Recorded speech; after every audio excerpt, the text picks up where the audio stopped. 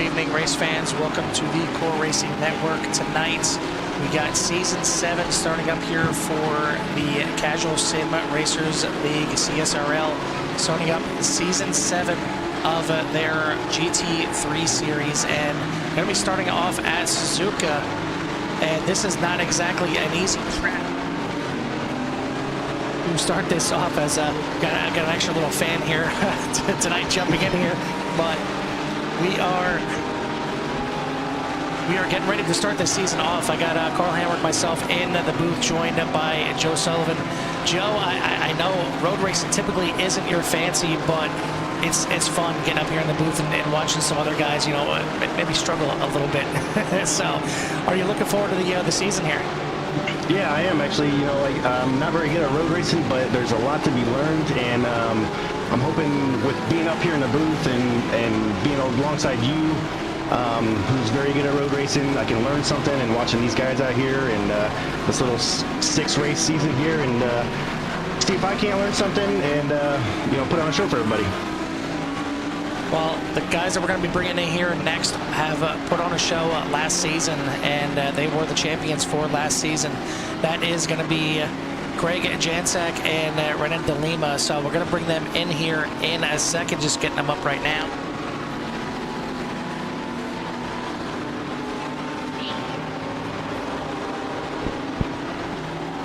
All right, so going to bring them in right now, and we got our champions from last season now in here with us, Craig Janczak and Renan de Lima, and you guys are in here looking to repeat. Obviously, Craig, you're still in the pro class, but Renan, now you're stepping up with the big boys this season, and going to have to step up the game if you want to try and repeat and go from the AM Championship to the Pro Championship. So, I guess Craig, we'll start with you. What did it take last season to get it done, and what do you think it's going to take this season? Get a pretty heavy field out here, pretty stacked field. What do you think it's going to take to get it done this season?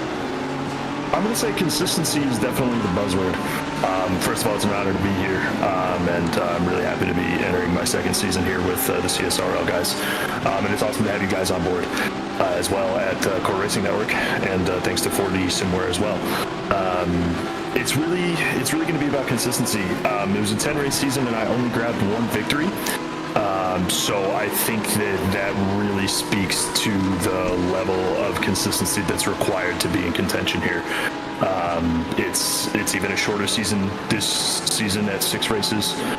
So I think that consistency is going to be paramount. And if you can grab 5 podiums in that 6 races, you've really given yourself a really, really good shot. And I think that a number like that is probably what I should be shooting for to try to defend this title. Yeah, absolutely. I mean, consistency is always going to be big, no matter the size of the field, but especially when you got, you know, a good 15, 20 guys out here in each of the classes. The other man that's going to be in there with you is the other champion, the AM class champion, Renan. We bring you in here now. You're stepping up with the big boys this season. Is it going to be just kind of getting your feet wet this season? Do you feel like you get a shot maybe at 1 or 2 of these tracks this year to kind of, you know, open the eyes of these pro class drivers? Yeah, it is a bit of a challenge, and like Craig said, I think consistency is key. Showing up is pretty much half the battle, if not more. Showing up and just putting decent lap times down. But yeah, I think it's going to be a bit of a challenge for me. For now, it's just getting my feet wet, seeing where I land, and kind of going from there.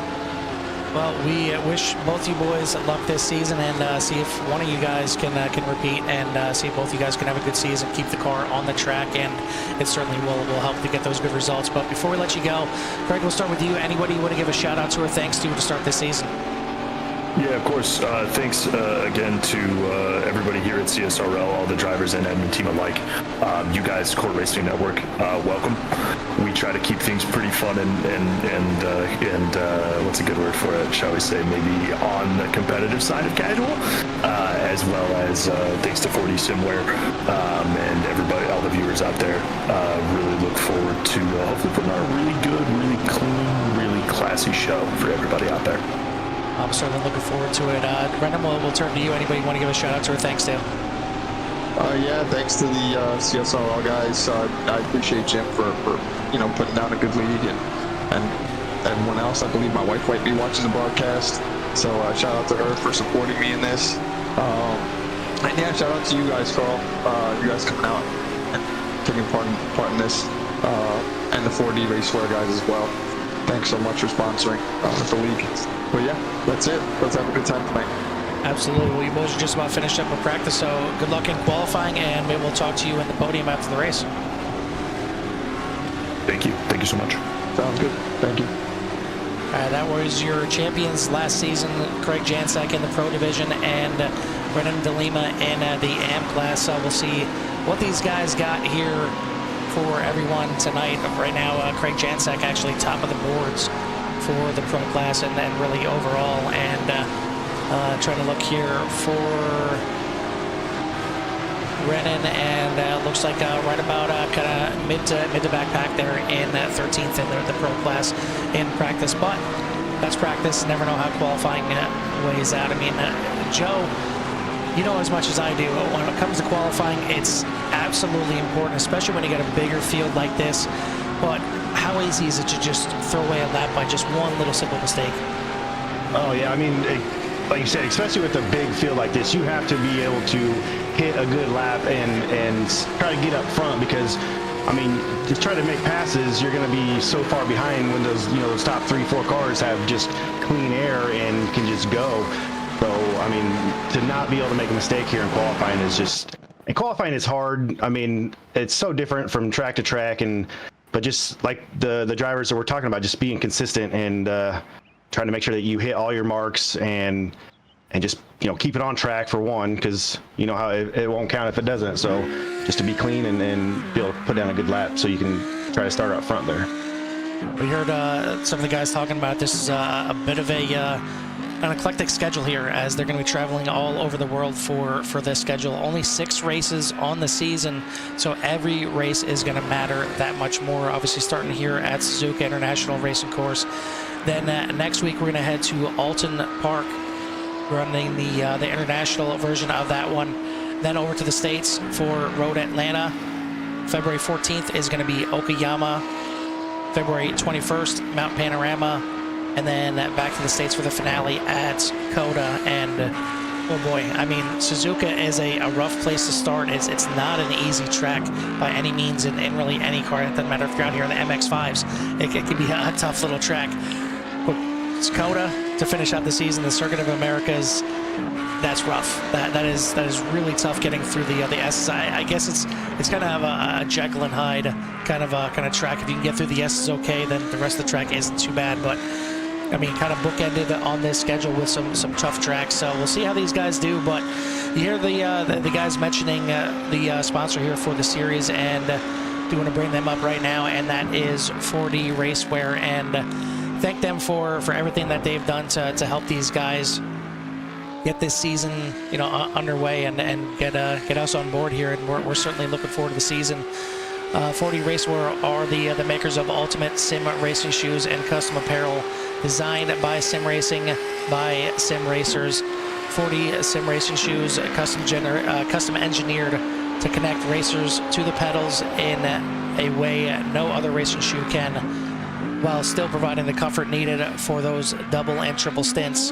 Visit 4dracewear.com to check out your latest sim racing products, including the original racing gloves for your feet. Certainly check them out on all of the social media platforms as well. Plenty of ways to get in touch with 4D Racewear. Some good looking apparel that they have out there. And I mean, you know as well as I do, any little advantage you can get, I will certainly take it. So, you know, certainly. Yeah, and any way to feel more comfortable, and that's what, like, where I've learned so much just starting into the sim racing stuff.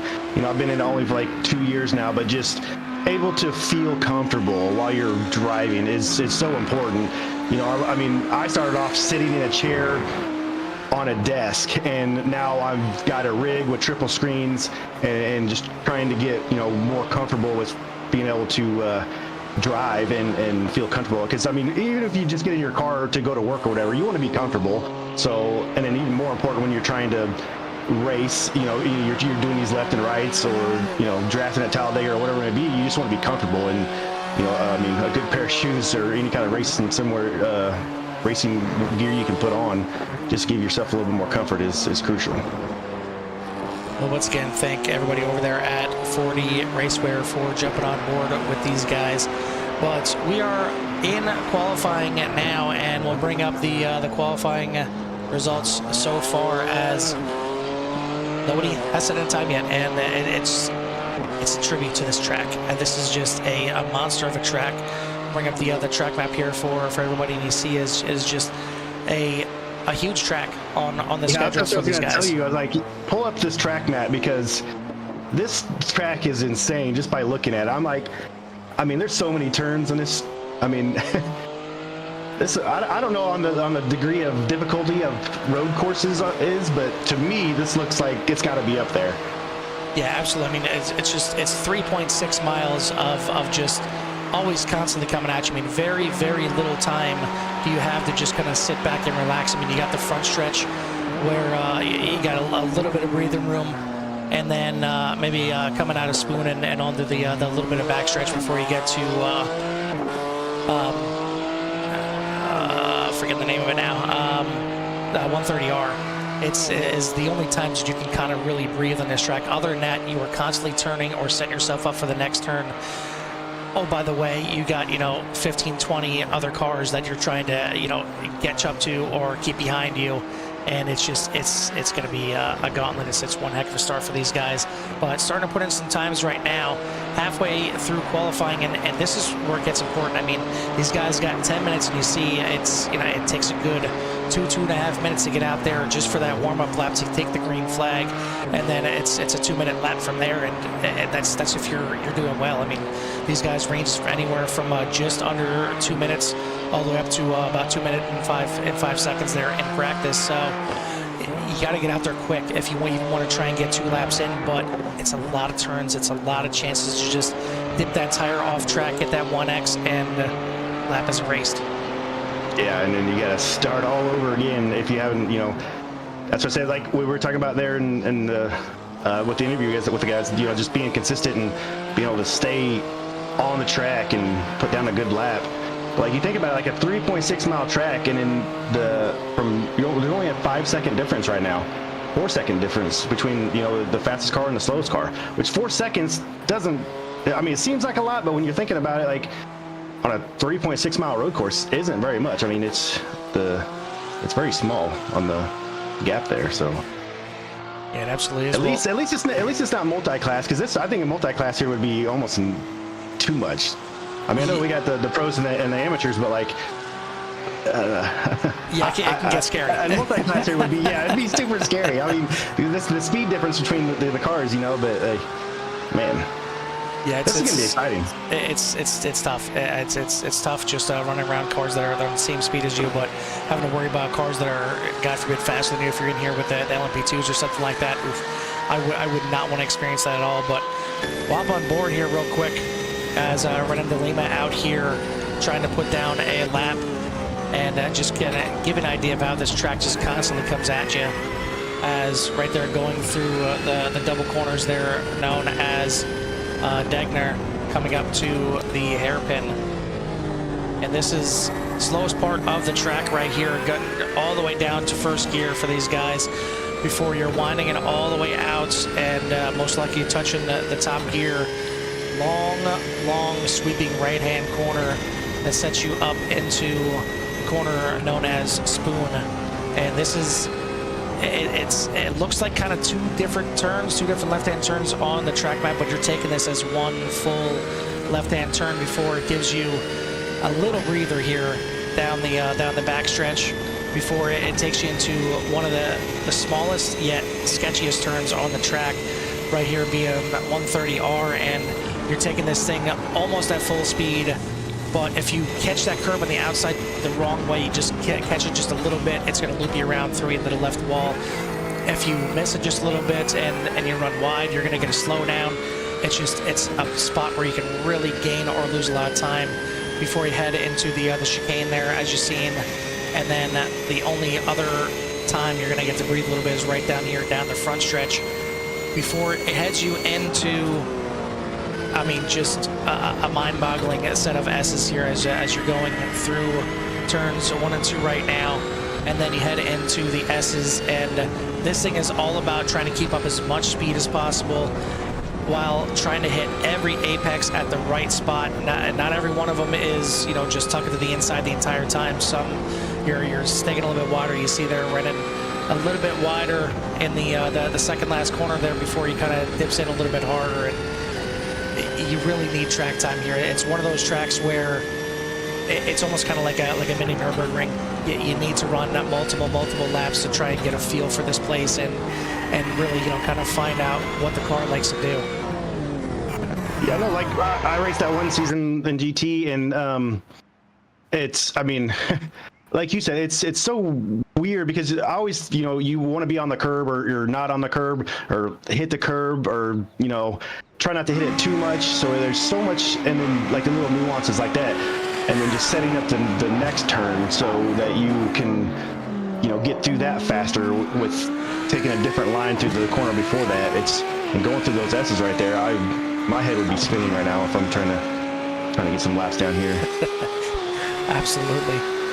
Well, these guys are out here again. This is the GT3 class, and to just give you a rundown of the vehicles, every one of them is represented out here except for one of them. The McLaren MP4-12C is the only GT3 that is not in the field currently. I don't believe these guys are locked into a manufacturer for the entire season, so if they want to switch for next race, I think they're allowed to, so we may see the McLaren at some point. But we have the Audi the Audi R8 LMS, the BMW M4, the Ferrari 296, the Ford GT, Lamborghini Huracan, the Mercedes AMG, and the Porsche 911 are the cars you're going to see out here tonight. But we are done with qualifying. It's time to get this thing fired away. We'll take a look at the qualifying results, and these guys are going to grid all together here. It's not like there's a pro class starting all completely in front of the AM class, unless that's how they qualify. So let's take a look at the full race results to give you guys an idea. The drivers that are in the black numbering right there, the black background on the numbers, those are your pro class drivers. The ones in the green are your AM class drivers. So taking a run down here, on the pole is going to be last season's champion Craig Jansak with a 1:59.545. Starting second, Marco Chacon, Tim Ponzi, AJ Roderick, Frank Pisano, your top 5. Siviani Madrigal, Peter Moeller, Dan Morera, Joseph Carnes, and Garrett Pittman rounding out your top 10. As I hit the wrong button. All right, moving on. 11th place is going to be Corey Frug, Alan Elwood, Skylar Vickroy, Sean Brown, John Seymour, Brandon Powell, Randy Ayers, Brennan DeLima, Jim Herrick, Jim Dutton, Mr. Jim Dutton, that is. He's the man behind the league here at CSRL. And then 21st on down, you got Chris Stouffer, Ian Wilson, Brandon Potts, Gray Welch, Jay Little, Glenn Lausen, Stephen Price, Brian Ferron, Antonio Diaz, Chris Edwards, and rounding out your field, shotgun on the field is going to be Corey Lapierus. And go ahead and apologize now for both myself and Joe. It's probably going to take us a little bit. We're going to butcher some names here. If we got them all right, if we got a bingo, then awesome, great.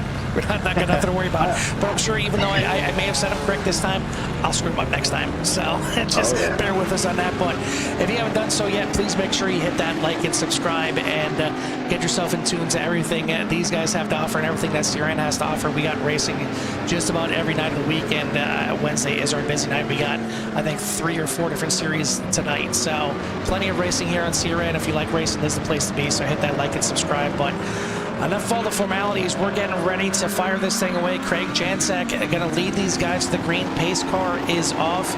We're getting ready to race here at Suzuka. 31 cars. This is a packed track right now. Waiting for the green flag from Barney, and you see him down there tucked behind that fence, ready to go.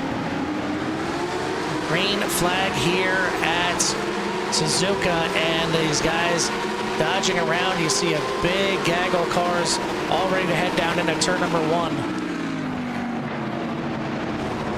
Oh, we got one turnaround. I already got a big incident there. We'll take a look at what happened here once everything kind of shakes out. I don't think that'll be the last incident on the first lap here,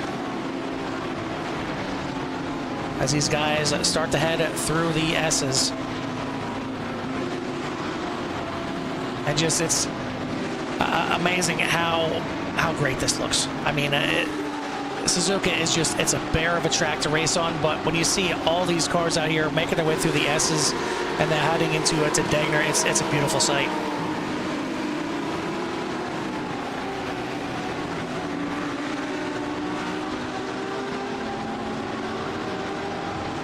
Jansak leads the way here in the Pro class, and it is Corey Fugue in the AM class right now. I have to do a love to hear it pretty early on. We can get all these cars in there. Absolutely. This is a time where we need just like 5 or 6 Degner amps. I mean, it's just the sound is just awesome by these guys.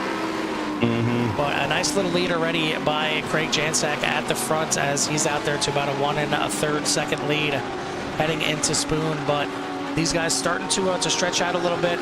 For some reason, SDK likes to just move the track back for me every once in a while, and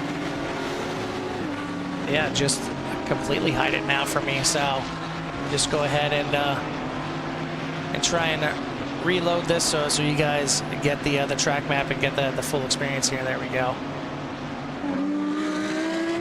But out front, completing the first lap here is going to be Craig Jansak, 1.5 second lead.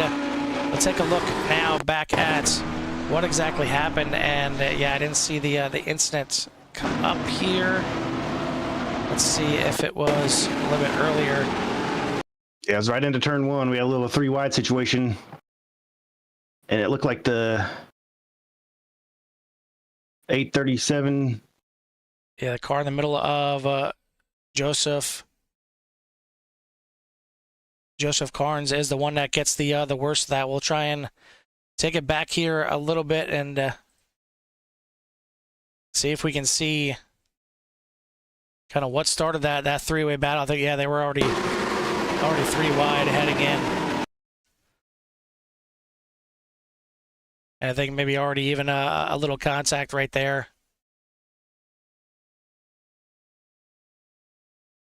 Just real tough racing right there, and I'm not sure if Carnes knew the 7 was out there on the start of that one.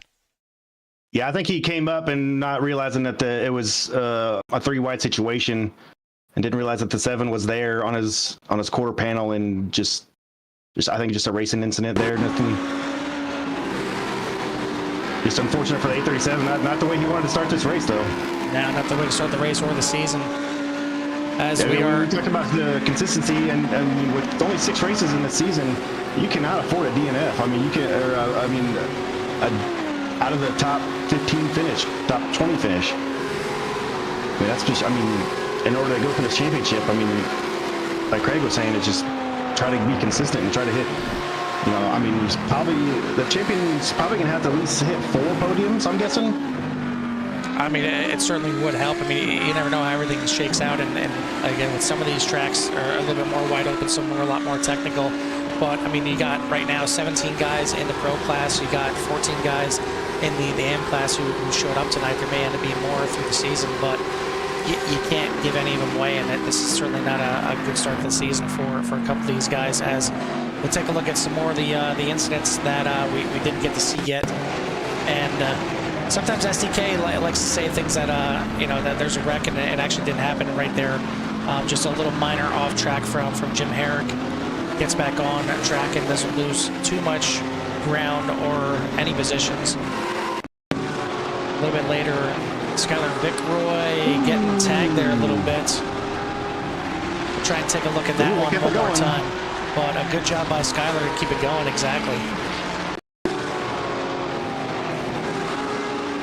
Ooh, that looked like it may have been net code. That looked like a big gap there. I was going to say the same thing. I mean, there was room on the inside, and it was just a big old punt right there by Sean Brown. But both those guys end up getting back going, and nothing too bad. A little bit later, one of them involved in that three-way battle in turn 1. He has his own moment there in turn 1. That is Gary Pittman was the leader in the M class before that right there, but he is going to get back on track as well, and it's tough. I mean, you get out here the first race of the season, especially when you feel like you got rid of those jitters. When you get up there and you get a good qualifying position, you feel like, okay, I'm good. I'm starting up front. You know, granted, if you're in the M class and you're starting up front, that could be middle of the field. I mean, you could be starting about 15th, 16th overall, but you feel good that maybe you kicked it off a little bit nicely, but then you have that little mistake right there, and you realize it's going to be a lot longer of a race than you expected. It's tough, but you got to just put your head down. You see Pittman right there, still in 4th place, still doing a good job back there. And he's got the clean. I mean, it was just a little bit of a slide right there. Just, again, head down, get it back in here, get yourself a podium if you can't get the win, and walk away and be happy. Yeah, are they going to have to make pit stops, or what's the fuel situation?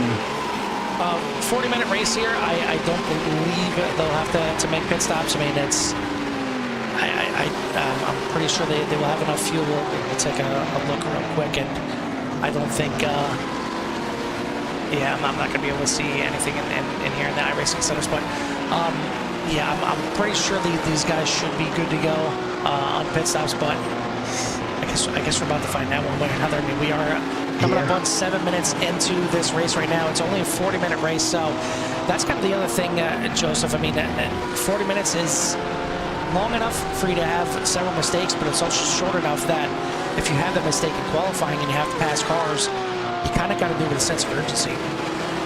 Yeah, it's if you're one of those guys who, you know, doesn't qualify or messed up in qualifying, you know, you got 40 minutes to, you got to get going. I mean, because you're going to have a lot of cars to get through, and if you want to get up to the top 3 or try to get into the position to win a race, you got to be moving from the green flag. I mean, and that's the other thing about like road racing is it's like the time part of it. Like, you know, from my oval background, we don't do time races, we do laps. So that's another thing that's kind of weird for me on the road side of it is the time portions.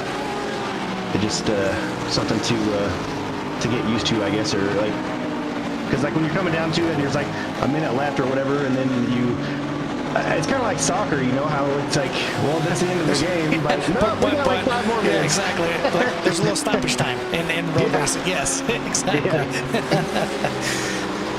And it's tough for some of these guys too, because again, you have the pro class out here and the M class, so you can feel good that you passed 3 cars on that lap. As a little bit of a situation there, that was Randy Ayers. We'll take a look back and see exactly what happened right there. 130R, you see you catch that curve the wrong way, bang, right into the wall, and that is a big hurt, number 66 right there. Seeing a little gap right there, trying to pull across, but that was sketchy right there.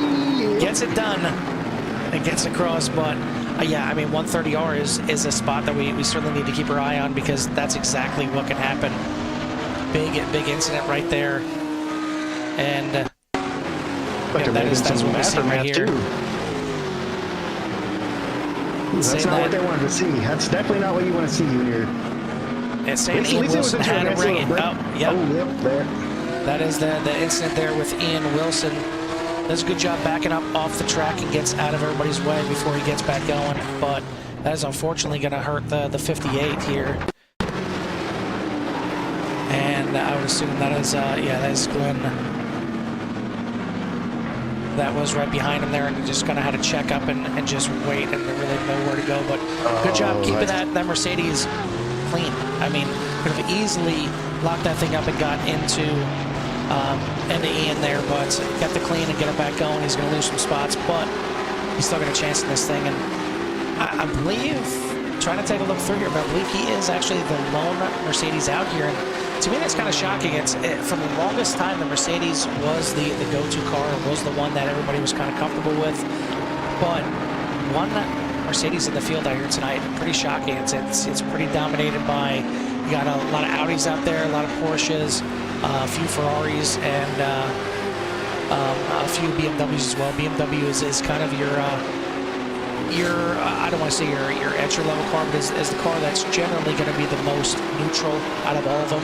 So if you're just hopping into the GT3 class, certainly a good one to hop into. It just gives you a nice, easy feel.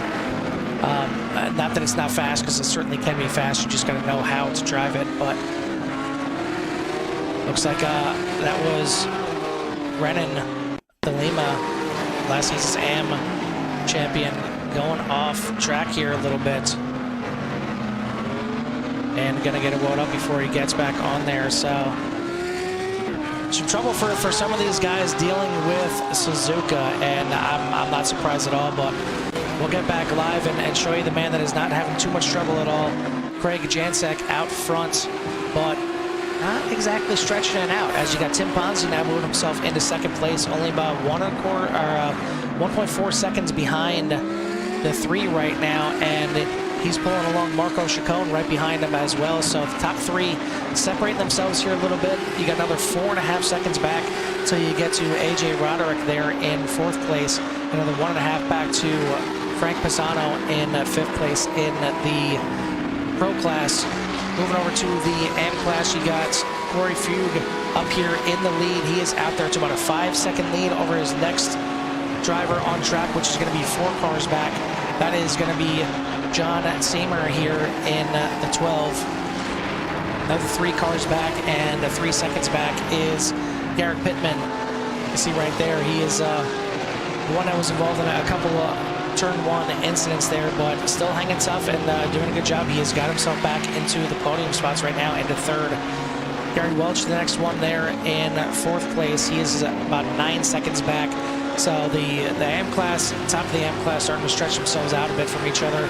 Final one in the top 5 there right behind is Brandon Potts. But the top of the Pro class here is certainly hot and heavy. You got Tim Ponzi right here. I was about to say he's got Marco breathing down his neck, but Marco has a bit of a moment right as we switch on to these guys, and that's going to stretch out just the top 2 now, stretching out from everybody. And Craig Jansek now putting down a little bit of a heater this time and pulling away from Ponzi, but maybe now Tim can start looking forward instead of looking in his mirror there at Marco and see if he can try and run down Craig. But another good battle back in the field here a little bit, as you got Siviani Madrigal in 5th place, running down Frank Pisano, who's now in 4th after the little bit of incident there. But speaking of incidents, looks like we have another one here. This is Brian Farron, and I'm guessing that's probably the same kind of situation right there. And yeah, trying to find out exactly where it actually started. But yeah, right here, 130R, and even getting loose before you got into 130R. And hard impact there for the 20, and he's gonna have to limp that thing, get back into pit road. Back here to the battle for 4th, 5th, and 6th position. Pisano still has it right now in the 38. Madrigal right there behind him, and not too far behind them is Dan Herrera, as well, as he's trying to stay in this battle for a top 5 spot here on the opening round. So that's another thing, like that I've done a little bit of road racing, is like try to limit the mistakes and try not to compound them. You know, I mean, because mistakes are going to happen. I mean, it's almost impossible to run a perfect race, but like to not compound it, like just when something happens, not, you know, don't let it snowball and affect the rest of your race. But it's, I mean, it's easier said than done, but it's going to be interesting to see if Marco can gather himself and try to get back up there with Ponzi and Craig there. Yeah, it's one of those things where you're running a good race and you're running a good pace. You feel like you know the car, and you got the next position right in front of you. You got that little carrot dangling right in front of you, and you just push that little extra bit, and the car just doesn't have it. It's just, you know, whether it's tire wear, whether it's the fuel kind of sloshing around, or just, you know, low fuel in general, just kind of getting the weight shifting not in a favorable position. And that's the other thing that's really different and really big it makes all these GT3 cars drive differently. I mean, you got front engine cars, you got mid engine cars, and you got rear engine cars. So depending on where everything is situated, how the fuel burns off really changes how the car drives from the beginning of the stint, middle of the stint, and at the end of the stint. So you really have to get a feel for the car that you kind of like. There's some of these that typically drive a little bit looser, some of them drive a little bit tighter, some of them are more towards the neutral side. So it's all kind of a feel, and you find that you'll find one kind of car that you're just overall comfortable with, but there's a lot of times where you'll get to a track and you feel like you need that car that has just a little bit extra power, that has a little bit extra edge to it. You got another track where you want to just be in a more comfortable car. So it's really a fun class to be in. It's a fun car to drive. I enjoy it myself. It's a great time out here. Obviously, with the size of field that we have out here for CSRL here tonight, and hopefully the rest of the season, these guys are enjoying it too. Yeah, and you talked about there's only one Mercedes in this field. Is that maybe just by preference from these drivers because of the way it handles here? And that very well could be. I mean, the Mercedes has been a fan favorite for a while, but for a lot of guys, it feels boaty. And when you're at a track here that is really, really tough to drive when it comes to all these S turns, you probably don't want to be driving a boat, and that's why I'm probably not too surprised that the Mercedes is not too heavily favored out here tonight. The Porsche and the Ferrari are definitely a lot more nimble, so that's probably why you see a lot more of those out here on the track, and I think the newer Audi kind of feels the same way. So, with all these switchbacks back and forth with these S's and even the double right-handers like in Degner, it's not surprising that these guys want to go with a car that's just a little bit more edgy, a little bit more nimble. Yeah, that way you can get some, feel more attached to the racing surface and have more grip, and not feel so like you're bouncing in between waves out on the lake or out on the ocean. Exactly, and that's kind of it feels like the Mercedes just got a big old banana, just a big old back end, and it just kind of waves back and forth sometimes. But we've got a bit of a battle brewing here for the top spot in the M class, and it is Garrett Pittman that has righted the ship here a little bit and has reeled in your leader, John Seamer, and they are now only separated by a half a second, as you got Gary Welch now all the way back there, 13 seconds behind, and he's got a battle on his hands with Brandon Potts for the last position on the podium. But Pittman now seems to have that Porsche a little bit more under control. Hopefully he can keep it that way. I mean, judging by the paint scheme, he just pulled that thing out of the barn yesterday. It looked like he had to dig that out of the field, and I'd say knock the dust off it, but I think he left it on there. Yeah, I think so too. I mean, hopefully for him, he can at least grab a podium, if not the win here. Maybe pay for a little, at least one can of spray paint. Get that thing lit up a little bit there. But either way, doing a good job out here and running second right now, trying to run down the leader. We'll take a look at the other battle back here, and this is Brandon Potts trying to run down Gray Welch right in front of him. And this is a good little battle that's heating up here as we are coming up on the halfway mark, and I think we might have just had your first inkling there. Either that was a penalty, because these guys do have to come through for a drive-through penalty after 16X. I don't think that was the case here. That this might end up being fuel strategy right here as we're getting close to that halfway mark, and these guys may have to make that pit stop after all.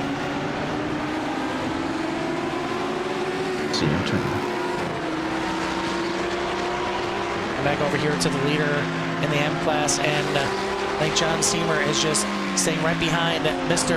Jim Dutton right now, hoping that he just tows him around here and keeps him in the lead as he's trying to keep that. I mean, the Ferrari there, it looks so small compared to some of these other cars, especially when you got the Porsche back there behind it with that big old, the big old spoiler in the back, and even the Audi just kind of seems a little beefy at times. It is a smaller car, but it's when you look at the side of the Ferrari, it seems a little beefier. So trying to have that big wake just go right over that Ferrari right now and keep him in first place, as this is the closest battle that we have right now on the track between the first place in the M class. And very good save there by Jim Dutton right in front of these 2 leaders. But now John has no cover. He has got to get out there in that fresh air and see what he can do to keep Garrett Pittman at bay. Yeah, I was just getting ready to ask you what the thought process would be for these 2 drivers right here. You know, oh, we got more trouble. Another good save there, that by Garrett Pittman. I mean, we've seen him slide sideways a couple times, and that was a good save right there through 130R. And slide to the outside. Slide to the outside, you're going to lose some time. You see him lose some ground right there, but you didn't lose the car and you didn't go in the fence. Yeah, he kept it going, and that's a great save there. But what I was going to say is, like, what would be the thought process there? You know, you're first and second in your division, but you're also behind a pro driver there, and like, is Garrett trying to push to get to him and try to pass him before he passes, you know, Mr. Dutton? But like, or like, what the thought process would be for each driver there? If you're John Seamer, you're trying to stay behind, and as long as he wasn't getting held up right there by Jim, he's trying to stay behind there and use that toe to his advantage. So that way, whenever they get on the straightaways, he's got that little extra speed just to kind of keep him ahead of Garrett. But in the same case, Garrett's trying to neutralize that and get that lead and kind of do the same thing and maybe even get past Jim in the process to put a car in between them. So yeah, I think there Garrett was probably just trying to be a little aggressive and got into 130R just a little bit too much and got the back end loose. But he saved it, and he's only 2¼ seconds back, so I wouldn't be surprised if by the end of this thing he is right back in there. As we are past the halfway point, taking a look at the battle again, still waging on for the back half of the top 5 here. Frank Pisano in the yellow Audi right in front of Siviani Madrigal right now in 5th place in the Porsche, and he has a slide in 130R as well, and another one tagging the wall. Doesn't look like too much body damage, but a lot of times the car can get some major suspension damage. We'll see if he brings that thing into pit lane, and that is indeed what he's going to do. So if these guys make a pit stop, that might have been a blessing in disguise that it happened at this point. He can go in there and get the damage repaired and then get back out there. But man, 130R, I said it before the race, but it is starting to claim its victims. Yeah, that's several cars now, and having like separate issues too. Not the exact same thing. With one getting the curb, one getting loose. Yeah, I've certainly seen the curb on the exit. You catch it the wrong way, it'll snap that car right to the left and into the wall. But these guys seem to be getting loose heading in, so not sure if it's just it could very well be when they're lifting off the gas. If you're lifting off right as you're turning, it's going to really get that back end light, and that's going to snap that thing around, and that could be what these guys are dealing with. But I'll tell you what, Craig Janczak doing a good job out here. He's been leading from the start here, but Tim Ponzi not going anywhere. He's still hanging there. He's still hanging right there, right at about 1.5 to 1¾ seconds, not going away here as we are in the 23rd minute of this race. So keep the pressure on. But taking a look back at the AM class, and we've got a little battle brewing here for 3rd place now as Brandon Potts trying to hold off Jim Herrick here in 4th position.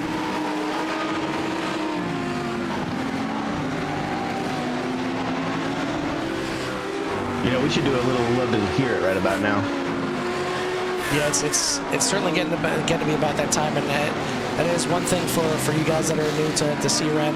We try and like to take some time in the second half of the race to shut our mics off, turn these cars up, let you guys enjoy the sights and sounds of the race here without any of our babbling going back and forth here. And I tell you what, when it comes to these GT3 cars and hearing the different sounds of these engines, hearing how each of these cars drive is just phenomenal. So it's about time to give everyone out there a little chance to love to hear it.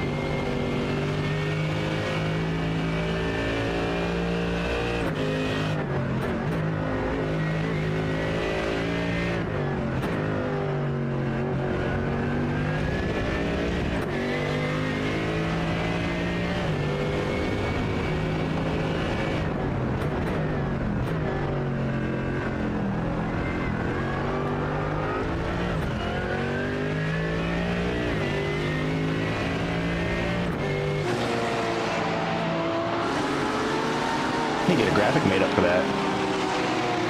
New leader out front here is Peter Moeller out in the Pro Class division.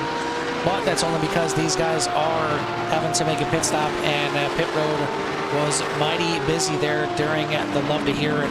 But Peter Moeller and Brandon Powell running in 4th place are the 2 cars in the entire field right now that have yet to come into the pits. Looks like we did have 2 guys that did not take the start, that being Corey Laperouse and Antonio Avendano Diaz. They did not take the green here tonight, but everybody else has come into pit lane except for Moeller and Powell, so we'll see how everything shakes out. But as it stands right now, it looks like it is going to be Craig Jansak back in the lead by almost 2 seconds over Tim Ponzi in the Pro Class. Over in the M Class, it is back to John Seamer once again, and looks like Garrett Pittman losing quite a bit of time there, and as everything shook out, as he is back there, you see him in the back half of your view right there, and he is about 3.5 seconds behind your lead right now. So Seamer looking to try and close this thing out. We are under 10 minutes to go, Joe, and what are your thoughts of taking a look at Suzuka for the first time? Well, I mean, like I said in the pre-race, it looked like it was going to be a handful, and it's proven that point to me so far. I mean, especially out of that one turn there where everybody's been having troubles. I mean, this is just, I mean, these guys are going to be wore out after this. Even though it's a 40-minute race, I mean, you're never not turning here. I mean, or never not thinking about what you're doing next. I mean, this is, you talk about technical tracks and you know, turning tracks. I mean, this would be a handful for me, and I'm sure it's been a handful for these guys. Yeah, it's one of those where, again, you look at it as, oh, it's a 40-minute race, and a lot of these guys, I'm sure, just like myself, I've run plenty of endurance races for iRacing, where you're running, you know, 6 hours, 12 hours, 24-hour races, and you're in the car most of the time. You're in there for at least a 2-hour stint, sometimes 3 or 4 hours. So you look at this little 40-minute race, like that's easy, that's simple. I can knock that out, you know, in my sleep. But that's what everybody else is thinking, and that's where the tension just gets ramped up because you don't have time. And it's one of those where when you're in the endurance race, you're thinking about just being as fast as you can, but also being as smooth as you can and keeping that car clean. You need to do the same thing in these races as well, but a lot of times your focus ends up going more towards just being fast and trying to get up there, and that's where you screw up. I mean, honestly, if you end up having the same mentality, keep the car clean and try and put down some good laps, more often than not, you'll be towards the top of the boards at the end of the race. But guys just got to get hung up on, I got to go fast, there's not that much time, I got to go. And that's where you get into your mistakes. But right now, the guy's not having any mistakes. Top of the class right now, Craig Jansak, and right here on your screen, John Seamer in the M class. Yeah, it seems like, I mean, this is a track where the smoothness, rather than being quick, because of, I mean, like you said, it's only 40 minutes, but I mean, if you're smooth for 40 minutes, you're gonna be in okay shape, because, you know, just keeping it on track, keeping the fenders on it, and, you know, not making a mistake coming to pit road, out of pit road, dodging cars. Speaking of mistakes, 130R claims another victim. This is your overall leader hitting the wall in 130R. Craig Jansak having a great race until right now. That is Tim Ponzi going past, and this is Craig Jansak making the right-hand turn again into pit road. Certainly not a two-stop race, not what Jansak wanted to see, but he is in pit road, falling down the standings, and as we come back live, he is now coming out of pit lane, and he is out, but falling from first all the way back into fifth. I mean, what's the saying now? As the turns have tabled, they've certainly done that right now. And we see Tim Ponzi now, your leader, Jansak, trying to reel himself back into a podium spot. Certainly not out of the realm yet, as we've got about 6.5 minutes left in this race. He's about a second behind Dan Morera in fourth, and only about another 1.5 seconds in front of them is Alan Elwood in third place right now. But man, it's just one little mistake. It doesn't matter how long you've been out here. If you've been out here for 2-3 hours, if you've been out here for 30 minutes, you make one mistake, especially 130R, it's going to get you. Yeah, I mean, man, 30 some minutes of flawless driving. Just, and then, I mean, a second and some lead, and you're just in control, and one little, I mean, I guess not little, but like one mistake, and speaking of mistakes, I mean, I figured we'll just keep the hits coming. This is your leader in the AM class.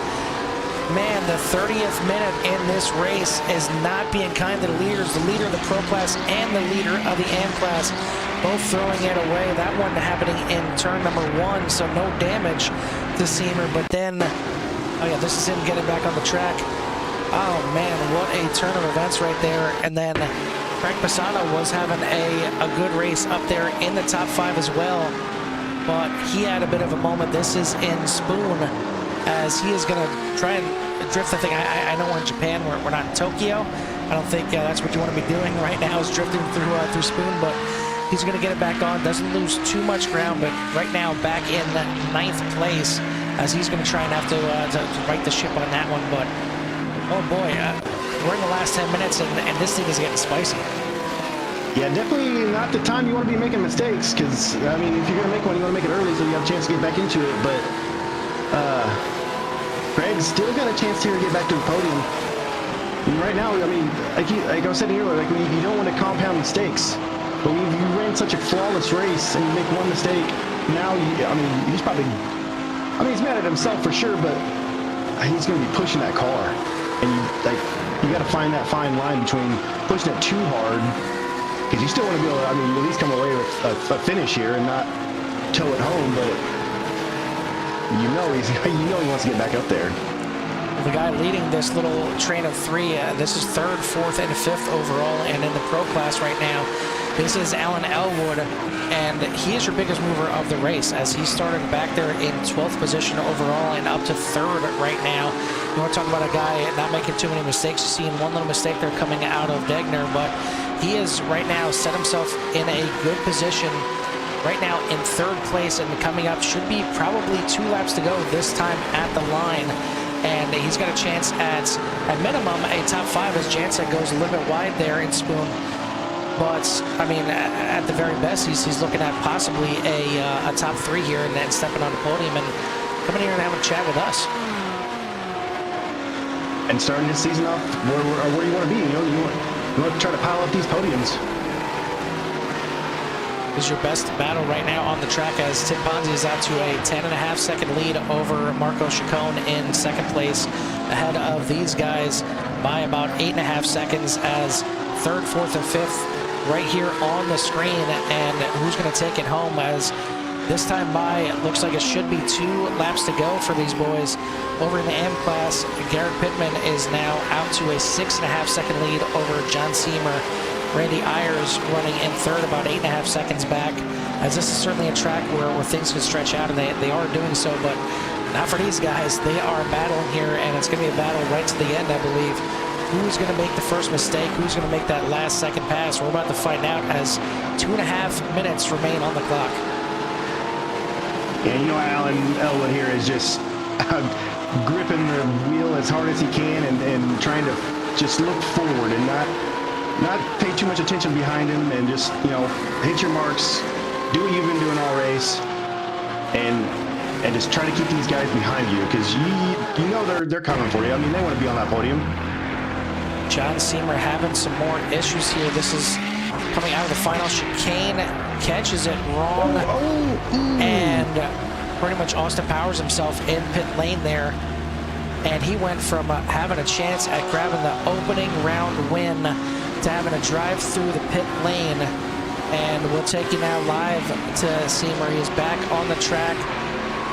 Certainly the car looks a little rough around the edges, but he is out of the top 5 right now, just trying to hold on to 6th. But he has got Corey Frug right behind him, who was in the lead earlier in this race as well. Rough row as Frug goes a little sideways behind him, so maybe a little breathing room there for John. But man, what turned out to be a good race. He's just trying to hold on to a top 6 at this point, and Suzuka is getting mean here in the late stages. Yes, it is. We'll take you back to the battle for 3rd, 4th, and 5th, and it's stretched out just a little bit, as Craig got around him. Yeah, Elwood stretched out a little bit as the battle between Jancic and Herrera. We'll take it back and show you that pass right now. This is coming out of Spoon, and Herrera just gets a little sideways, and really nothing Craig can do right there. Gets into the back bumper a little bit, but now he has moved himself into 4th. Can he have a chance yet to run down Allen? As we'll take a look over at the start cam if we can, seeing if we can get a picture of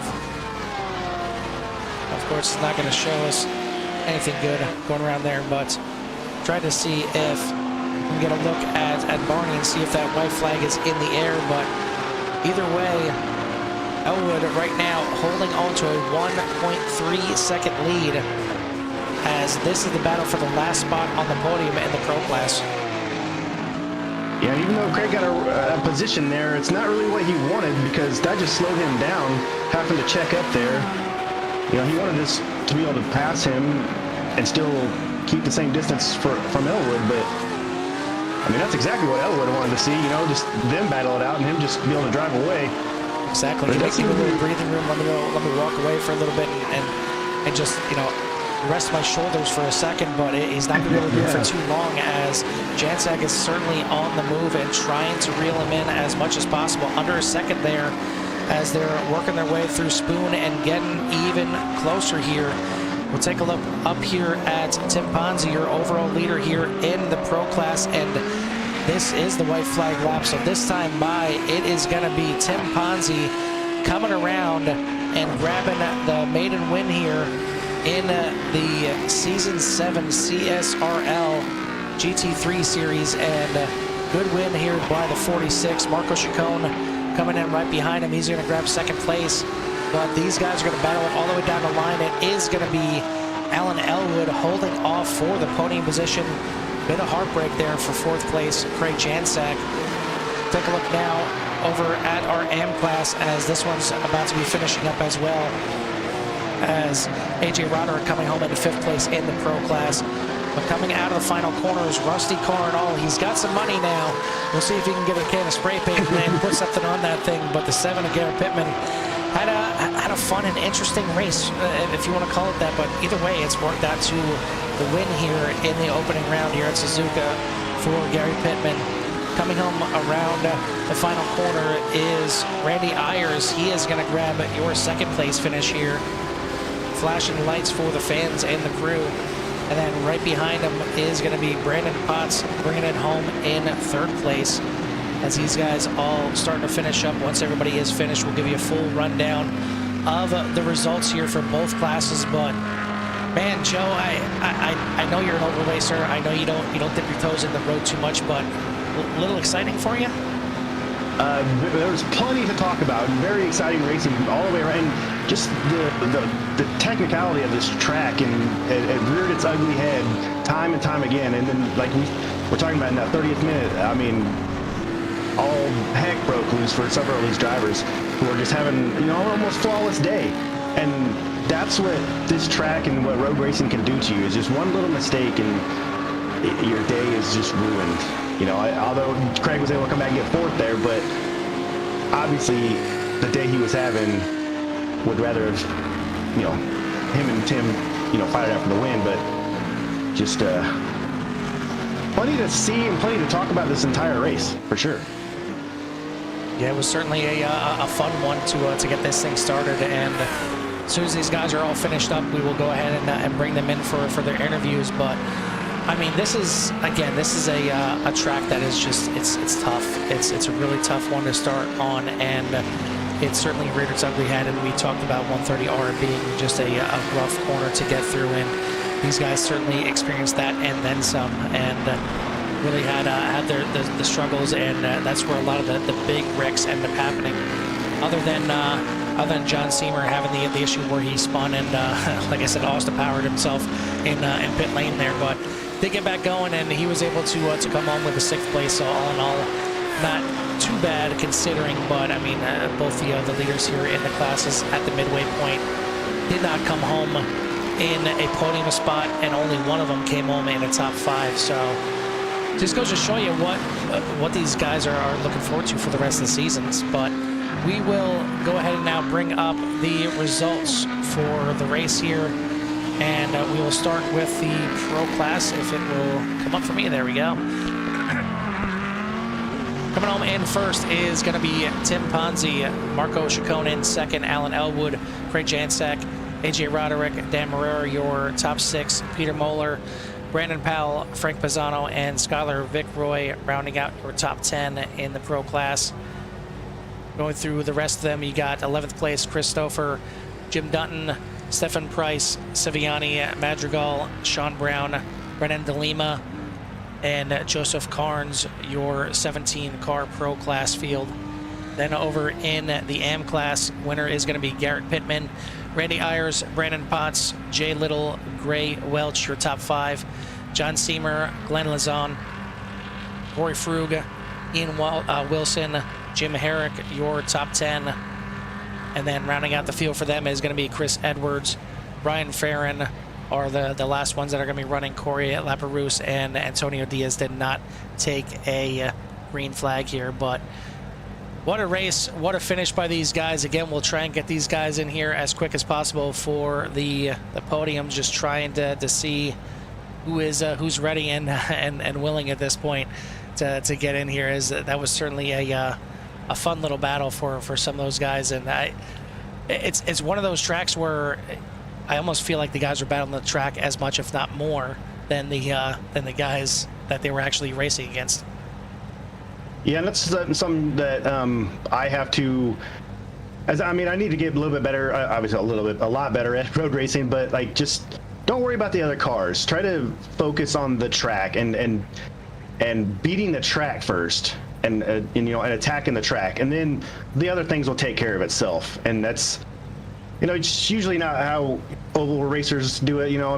How I do it anyways. But like, that's what I'm hoping I can take from you and from watching up here in the booth and broadcasting, and help expand my knowledge and maybe come out after this as maybe just a little bit better a road racer. It's tough. It's not easy, and it's. You learn once you get a feel for it. You learn that they really coincide more than you realize, and there's a lot that you can take from road racing and bring it over to the oval side, and vice versa. I mean, obviously in both cases you're worried about tire wear, of course, but you got things like just kind of feeling the weight of the car, feeling the weight shift back and forth, and right on ovals you're only shifting the weight one way.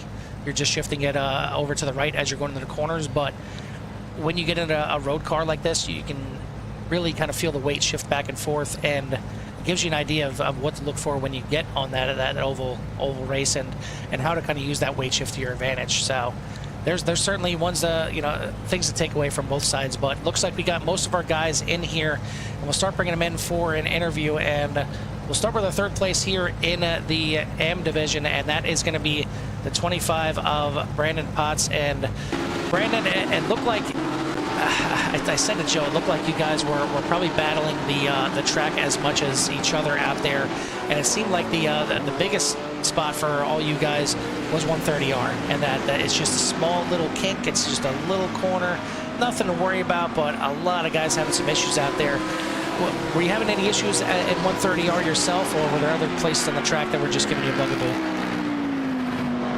No, definitely was having some issues with 130R, and like you said, basically fighting the track more than probably even the battles. It felt like battle of attrition, if you will. I kept seeing, some of the faster guys, or like they would take a corner a certain way, and I was like, okay, like I could see the wobble or something like that. So I was like, let me just try to be consistent in my timings as much as possible, and then let's see if we can just get spots from there. Had a nice little battle at the beginning, definitely, and then once we kind of spread out, then it was it was try to pick them one at a time, but just wait for the mistakes, and that's what kind of helped me out. Yeah, listen, Suzuka is a bit of a monster, especially to start out the season. Do you feel like a third place is just a good, happy spot for you out there? Do you feel like you left anything out there? Or are you happy with the podium? Oh, definitely happy with the podium. Suzuka is not one of my good tracks, I'll tell you that. One of the opposite, if you will. Is it anybody's, really? Definitely doing that. Right, I'm telling you, those, because the S's, if you get out just a little bit, I'm talking about not even a half a car length, one way or the other, in or outside, then it messes up, your next 6 turns essentially, almost until you are getting back on the gas. So it's definitely it. So getting a podium, definitely a major accomplishment at Suzuka. Yeah, it's one of those things where you get in, you mess up that first corner, and you're looking for the reset button, and you realize you don't got one. But either way, you do a good job out here. You get a podium on the opening round, and getting a podium here at Suzuka, no matter when it is fantastic. But looking at the rest of the schedule, is there any other tracks that you're really looking forward to on the season? I want to say Alton Park, the next one. I'm hoping for a pretty good showing there. Fun fact, I've never been on the mountain, so we're going to see how that pans out. But I think Alton Park, the next one, I should have a good showing as well. Well, we'll certainly look to see you out there and see if we can talk to you again in another podium spot at Alton Park. But before we let you go here tonight, anybody you want to give a shout out to or thanks to? For one, just shout out to the league in general, CSRL, and then, just for hosting, shout out for you guys for the broadcast, and, just thank you for, everybody, who has supported me and stuff like that. Cause, sometimes, you get into sim racing and it's like, oh, it can be, just a toe in, or, you can jump off the deep end. I'm one of the latter, if you will. So, family and friends and stuff that are like, you see it last year and then you stop by this year and like, this looks completely different, and it definitely is. So just kind of shout out to everyone, and, just putting on a good, thing, Jim, year after, season after season, just coming back. So that's really nice. Yeah, it's certainly a hobby for a lot of us, but it can consume your life a little bit. So I completely understand that. But congrats again on the podium here tonight, and we'll look to see you out there at Alton Park next week. Thank you. That is your third place finisher in the M class, the 25 of Brandon Potts. Now in second place, Joe, we'll let you go ahead and take this one. This is going to be the 66 of Randy Ayers. Hey, Randy, Joe up in the booth. You got a copy? Hey, yeah. How are you guys? Oh, pretty good. It's a pretty exciting race there. Talk us through your race there. Yeah. Got a decent start.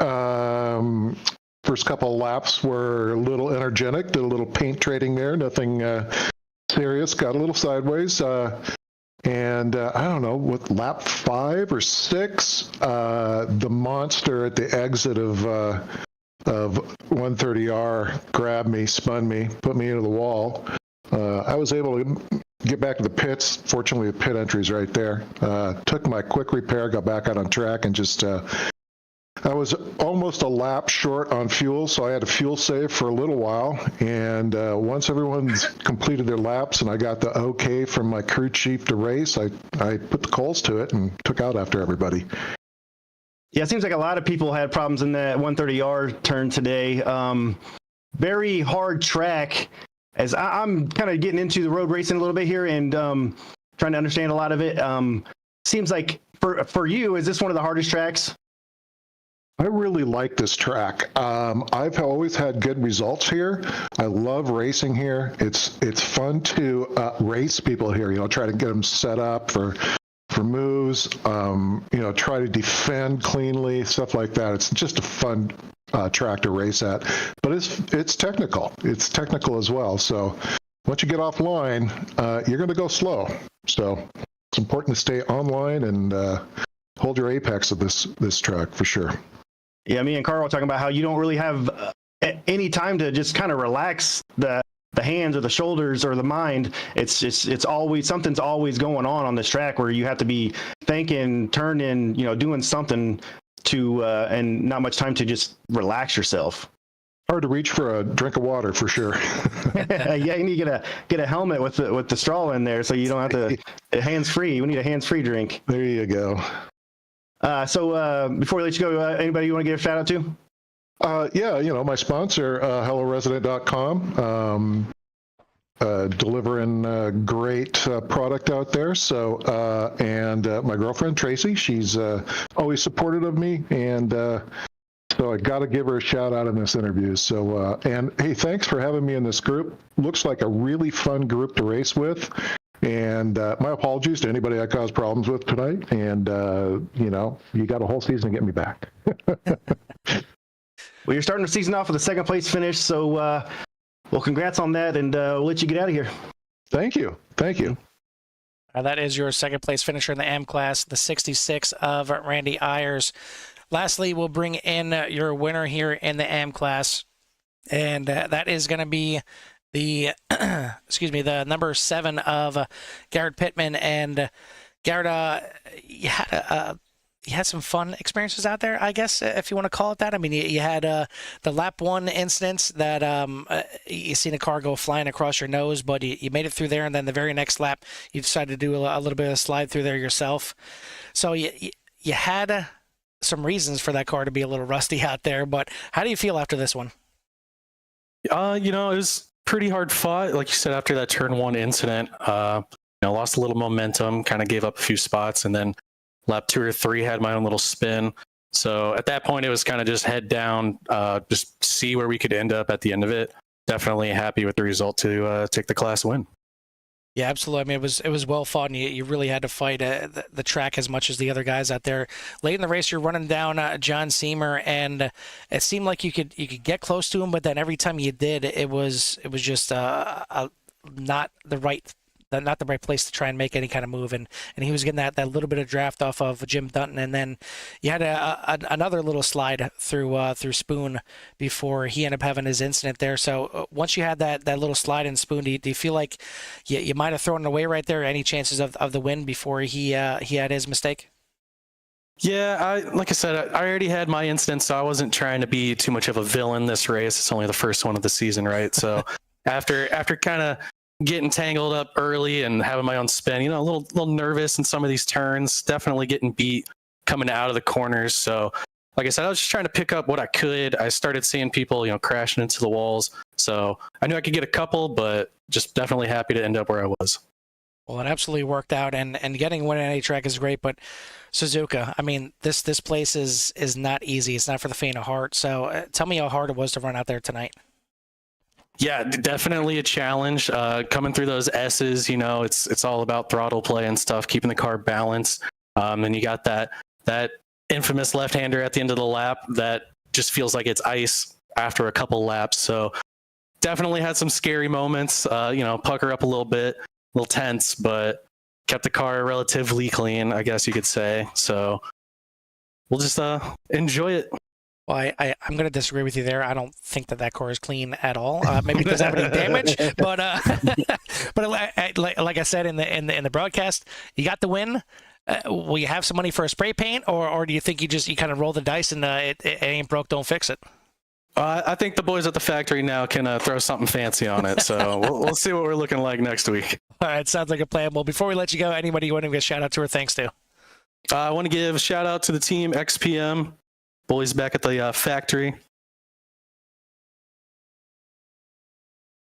All right. Well, we will let you get back to the boys there and celebrate this win, a good one here on the night, and we'll see you next week at Alton Park. Have a good one. Thanks, guys. That is your winner here in the AM class, the 7 of Garrett Pittman. Now we'll switch gears and head over to your pro class, and we're going to start it off with Alan Elwood, and Alan, up 9 positions from your starting spot, and it just seemed like your goal was just kind of keep it clean in the beginning of this race and do whatever you had to do to just kind of slowly pick off these guys that were making mistakes.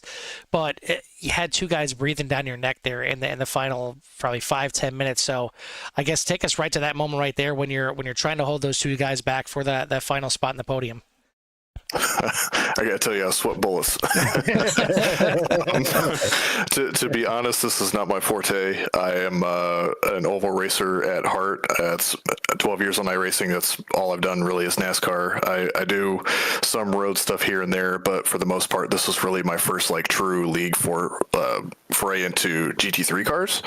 And AJ Roderick brought me over here, and I'm so happy he did. I had a blast.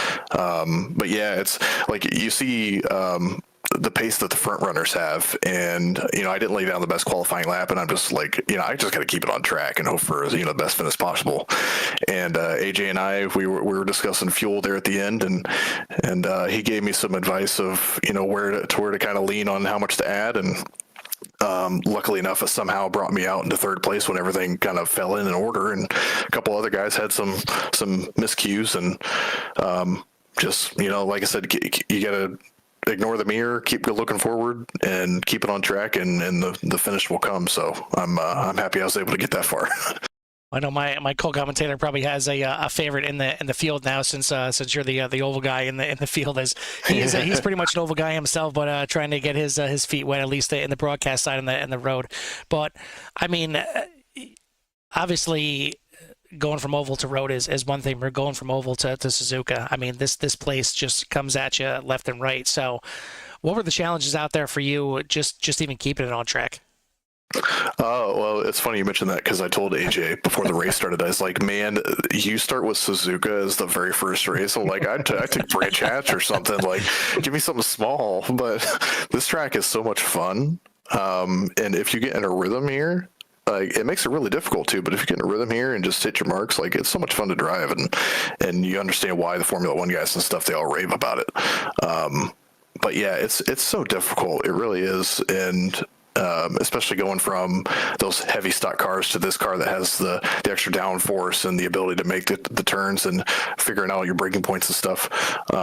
It makes it a really, really big challenge, but it's rewarding in the end if you get it down. And so, yeah, it's one of them things that it is a huge discipline change, but it's a blast. I recommend, if anybody's looking at doing this, they're kind of reluctant to because it looks challenging, give it a try. It's so much fun. Well, it's certainly rewarding coming out here and grabbing a podium on the opening race, and especially grabbing it right here. So before we let you get out of here, anybody you want to give a shout out to or thanks to on that 10 machine? Yeah, just first off, I want to thank AJ Roderick for bringing me here in the first place. Otherwise, I'd have never known, and so thankful he did. Everybody at CSRL that puts this on. This is a great league so far, and really, really happy to be a part of it. And I appreciate you guys for putting on the broadcast. I can't wait to go back and watch it later this evening or tomorrow. And I got to thank Simrat Market. I'm a designer over there, if nobody's familiar, or maybe you've kind of heard about it. We offer a basis for pretty much any car in iRacing service if you're looking to start getting your own paint jobs done yourself. It's cheap. The designs are easy to work with. So simratmarket.com, head over there, check those out. Welcome to join the Discord as well there and get in the community and start painting. Well, you painted yourself a good start to the season right here, and you get maybe a little bit more of a breather next week at Alton Park. So we'll see you out there and see if you can go back to back with the podiums. But in the meantime, go head back to the team and congratulate yourself. I appreciate it, guys. Thank you. That is your third place finisher here in the pro class, the number 10 of Alan Elwood. Second place is going to be the 11 of Marco Chacon. And Joe, why don't you go ahead and take Marco? Hey, Marco, it's Joe up in the booth. You got a copy? Yeah, I copy it. Hey, you started second, and that's where you end up finishing tonight. We just clicked onto you when you were behind Fonzie there in third, and you had your little your moment there and lost control of the car, but you were able to fight back and get back to second. Talk about your race. Yeah, at the first lap, I also committed a stupid mistake. I get off in turn like 6, something like that. So I was turning that time delta stuff within one turn, so it was not like a good idea. So I get out and Timothy passed me, and I just like, okay, I'm going to just get behind Timothy, try to take advantage of the draft, and just keep in the pace. But yeah, after like 6 or 7 laps after that, I lose the rear in the first lap, in the first turn, and that's it, man.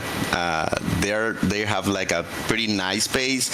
So yeah, I know that after that error, I was not able to get into the top. So I was like, okay, it's a third place, that's okay for me. And then something happened to Craig, and I jumped to that second place. So yeah, pretty nice. Yeah, Craig had pretty much a flawless race up until the point where he had his mistake. seems like almost everybody out here had a mistake at this very difficult track. Talk about what is hard for you here at this track. I mean, obviously the first turn was the hardest for me. I didn't practice a lot this track. In fact, I was not going to race this one because of some issues in my end. At the end, I was able to reschedule some stuff and be able to race, so I was not able to practice a lot. But yeah, at the end, I commit several mistakes. Also in the pits, I didn't turn off the tire change, so I add fuel and also add new tires. So I lost a lot of time because of that. But at the end, I get with the faster lap of the race, so it's like that's okay. Yeah, taking the tires there at the end. I mean, not what you wanted to do, but it ended up being okay. So you come away with second place tonight and a good start for your season here with only 6 races. What's your thoughts on you think you got a shot hit the title this year, or what's your thought process with that? I always try to fight for the P1. Not always in that way. Last season I end second just for like 4 points, something like that. And for sure the idea is to be in the top 3, kind of the podium of the championship. But yeah, it's just started the first one. We have 5 more races, and yeah, it's just the start one. Well, it's a good start for the season. Anybody you want to give a shout out to or thanks on that? No, that's okay. Only to all my teammates in my team. Raccoon Racing is a team that I created here in Costa Rica. So just hey to all the teammates there. All righty. Well, congratulations on second, and then we'll see you next week. Yeah, guys. Thank you. Yep. That is your second place finisher in the Pro Division, the 11 of Marco Chacon. Finally, we'll bring in the man of the hour, the one that was able to take down everybody here at the track, and that is going to be the 46 of Tim Ponzi. And Tim, I mean, Suzuka is it's a bear of a track to start at, and you know, we just got done talking to Marco and saying that pretty much everybody had at least one mistake out there in the track that kind of cost him. Some of them several positions, and certainly 2 of the guys that were leading at the halfway, the win. But it seemed like you really were able to control that Lambo out there tonight, and I didn't really see too many mistakes, if any, there from you. Yeah, I was just trying to keep it clean. You know, I got a mentor of mine, Parks De La Cruz. He kind of helped me out with staying clean during races, and so, you know, I've been trying to just, you know, I mean, it was crazy pace. I mean, it was absolute crazy pace. I don't think we were separated by more than a tenth or 2 each lap. And yeah, it was, I mean, that was a blast. That was a blast. So 130R, we talked to pretty much all the drivers. It is just probably the smallest corner on the track, just a little bit of a kink, and you're taking it almost full speed. What is so difficult about that corner? I mean, we've seen guys losing it going in. We've seen guys touching the curb and snapping left into the barrier on the left-hand side. Just tell me what the nerves are going through that corner when you see so many of your competitors having issues there. Yeah, that is absolutely the reason I didn't run the Porsche here. Normally I would run the Porsche, but the car does not handle it's fantastic everywhere else around the track. That corner, the Porsche, just you get it a little bit wrong and it's over. The Lambo seemed to me to be the most stable through that corner. It'll slide a little bit, but it's nothing you can't handle, and you can still carry a lot of speed through there.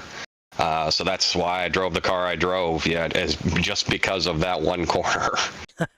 Well, it worked out. I mean, you certainly had the pace regardless of the stability in that corner or not. You were handling Craig Jansak's lead just enough. You came up 2 spots from your start in 3rd place, and you were able to make the pass, get into 2nd place, and Craig certainly had a nice pace out front, but wasn't getting away from you. It was kind of hovering around the 1.5 to 1.8 second range, and he even got it all the way down to 1 second before he ended up having his mistake. So was it just kind of just pacing yourself out there behind him, waiting for him to make a mistake, or did you have some more pace in it?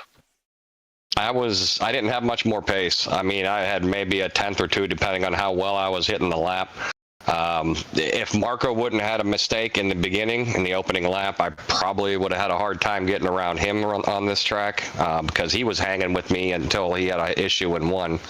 And then I kind of started reeling at the end of the first stint. I started reeling in Craig, and I got a pretty good. I was really close to him coming into the pits, and he had a fantastic outlap. I was telling him about it. I mean, his outlap coming out of the pits was amazing. He put 2 seconds on me on the outlap, and I started reeling him back in just a tiny bit at a time, and then he unfortunately had that mistake in that wonderful corner of ours, and. I tell you what, I just watched the replay. He did a heck of a job keeping it off the track and out of the way. So kudos to him. I feel bad for him, but hey, not that bad. I got a W, so. Exactly. There you go. And it's sometimes, that's all you need. You just need to have decent enough speed, keep yourself in the right spot, and let everybody else, kind of have the chips fall where they may. And you were able to grab the opening win on the season here. Looking at the rest of the schedule, you got Alton Park coming up next, but this season it's got a mix of some, I don't know if you want to say easy tracks, but on the easier side, when you got tracks like Alton Park is not too bad. Road Atlanta not too bad. Okayama certainly doable, but you tackle one of the toughest ones on the track here at Suzuka, and you still got 2 more. I mean, half the season is covered with tough tracks, with Mount Panorama and then Coda to finish out the season. And I know your thoughts on Coda, so I won't ask you about that one. But any other tracks here on the schedule that you're looking forward to that maybe you can grab a second win? I actually, none of them really stick out. I do like Mount Panorama. That's a pretty fun track for me.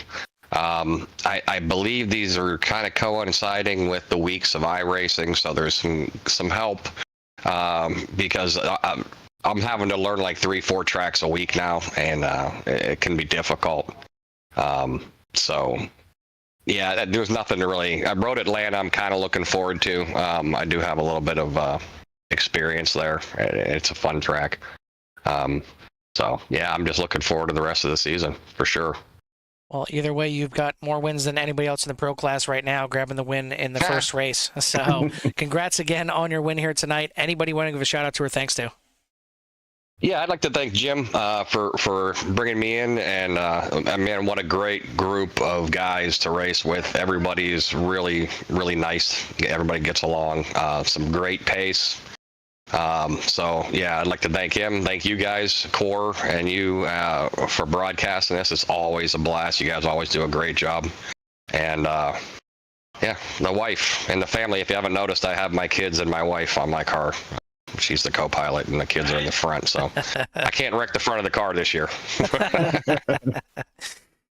All right, well, you're not in the Ferrari, so you don't have to worry about wrecking that front and going a little faster. But either way, good job on the opening round here, and we'll see you next week at Alton Park. Awesome, thank you guys. That you're a winner here in the pro class and overall the 46 of Tim Ponzi. Joe, I'll start with you. What are your final thoughts here for the first round here of CSRL and this GT3 series? Well, I think we talked about it the whole broadcast, and I think it showed there at the end with Tim winning. Being smooth here and keeping it out of trouble. Not necessarily being the fastest car, but being the smoothest car, keeping your nose clean, and putting down just solid laps. And in order to do that, you're going to have a good night. And that's what Tim did tonight. Yeah, and kind of just reiterating what Craig said in his interview pre-race about what it takes to win the championship. You have to be consistent, and it's not just consistency across the entire season and putting in good finishes.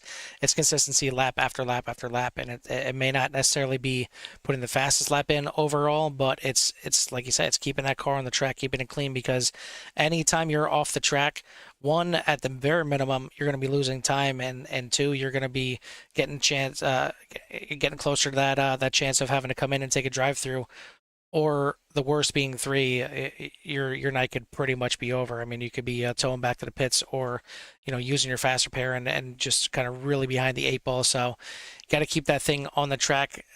it's easier said than done. I mean, I know these guys are out here. They're trying to use every inch of that track to try and be as fast as they can, especially over there in the pro class, trying to best their competitors out there. I mean, a big field in both classes. Not exactly going to be easy to string together good finishes after good finishes, but we'll see what these guys can do. Next week, again, going to be heading to Alton Park over there in England. I mean, again, we're going to be racking up the airline miles here, heading over from Japan to England and back to the U.S. for Road Atlanta, back over again to Japan for Okayama, to Australia for Mount Panorama, and then back to the States for Circuit of America. So strap in for what should be a great season. It's already started off with a good one, and certainly had some fireworks at the midway point for the leaders. Unfortunately, not in a good way. But it's been fun here tonight. If you haven't done so yet, please make sure you hit that like and subscribe and help yourself to everything that CRN has to offer. Thank you again to 40 for their sponsorship of 40 Racewear and everything that they have done to help out the series here for CSRL. And certainly make sure you check them out. Check them out on the social media. Check them out on their website. Great products out there. And I mean, if you want to work on your immersion, you want to work on feeling just more comfortable behind the wheel, you want to work on getting faster, it's what you need to get into. You need to get into some 4D Racewear and get those racing gloves for your feet. Thank you to my co-broadcaster in here, Joe Sullivan, for myself, Carl Handwork, and the CRN crew. We'll see you at the track.